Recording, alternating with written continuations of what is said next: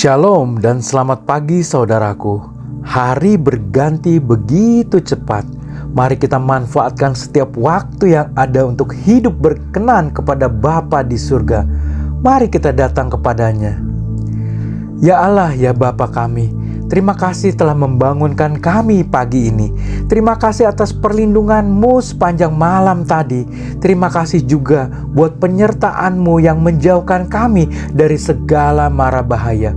Kalau hari ini kami masih bisa bangun dan beraktivitas kembali, itu semua karena kemurahan-Mu saja.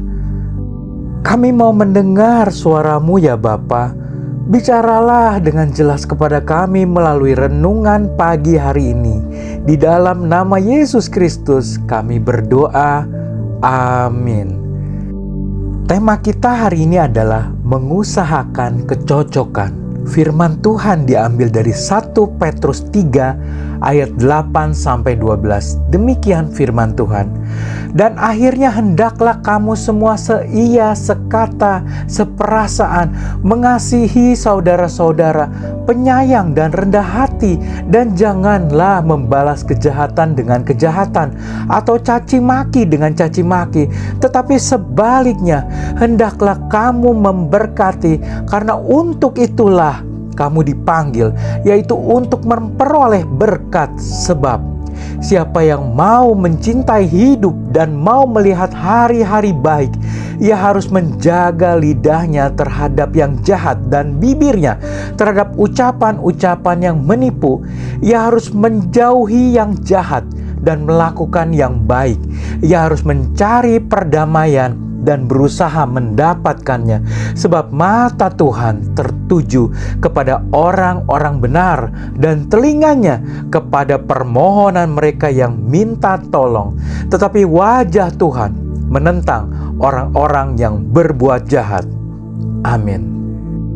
Saudaraku, sebuah kutipan di majalah Sport Illustrated menuliskan, yang terpenting di dalam menciptakan tim yang sukses bukan bagaimana para pemain saling cocok, melainkan bagaimana mereka menangani ketidakcocokan. Tulisan ini mengandung kebenaran yang sering kita abaikan sebagai orang beriman, yaitu kita cenderung mencari rekan, sahabat, pasangan hidup, bahkan tim pelayanan terdiri dari orang yang kita suka atau yang bisa cocok dengan kita. Apabila terjadi ketidakcocokan dengan orang lain, kita cenderung tergoda untuk mengabaikannya, kemudian menolak, bahkan meninggalkannya. Saudaraku, firman Tuhan di ayat 8 jelas mengatakan, hendaklah kamu seia, sekata, seperasaan, dan seterusnya. Kata hendaklah ini adalah suatu perintah yang memerintahkan kita untuk berusaha seia, sekata, seperasaan, dan seterusnya. Hal-hal ini tidak muncul secara tiba-tiba atau terjadi begitu saja. Kita mungkin tidak langsung atau selalu sehati dengan saudara seiman, juga dengan tim pelayanan, atau bahkan dengan keluarga kita. Tetapi hal ini harus kita usahakan, harus kita upayakan. Ini adalah bagian kita untuk melakukannya. Di dalam buku My Utmost for His Highness karangan Oswald Chambers, dia mengingatkan kita bahwa di dalam hidup rohani, berhati-hatilah supaya tidak berjalan menurut dorongan rasa suka saja. Karena setiap orang memiliki dorongan rasa suka yang natural. Ada beberapa orang yang kita sukai dan sebagian lain tidak. Kita tidak boleh membiarkan rasa suka dan rasa tidak suka menentukan kehidupan Kristiani kita.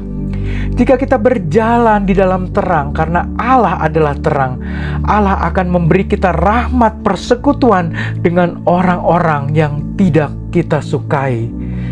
Memiliki rasa suka dan tidak suka adalah wajar. Tetapi bila kita ingin memuliakan Tuhan, marilah kita berusaha untuk menuruti perintahnya hari ini. Mari kita berdoa. Bapa yang baik, Ampuni kami atas kesalahan-kesalahan kami, terutama terhadap hubungan dengan sesama. Kami mengerti kalau kami harus berusaha untuk bisa mengusahakan suatu kecocokan satu sama lainnya, untuk seia sekata, seperasaan sesuai firman-Mu. Bantu kami ya Roh Kudus untuk selalu mengingatkan kami bagian yang harus kami kerjakan.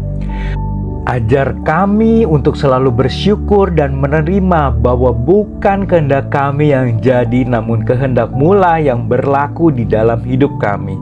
Tuhan, sertai kami dalam melangkah hari ini, agar apapun yang kami kerjakan menyenangkan hati-Mu. Di dalam nama Tuhan Yesus, Sang Juru Selamat dunia, kami sudah berdoa dan mengucap syukur. Amin. Semangat selalu sobatku, Tuhan Yesus memberkati.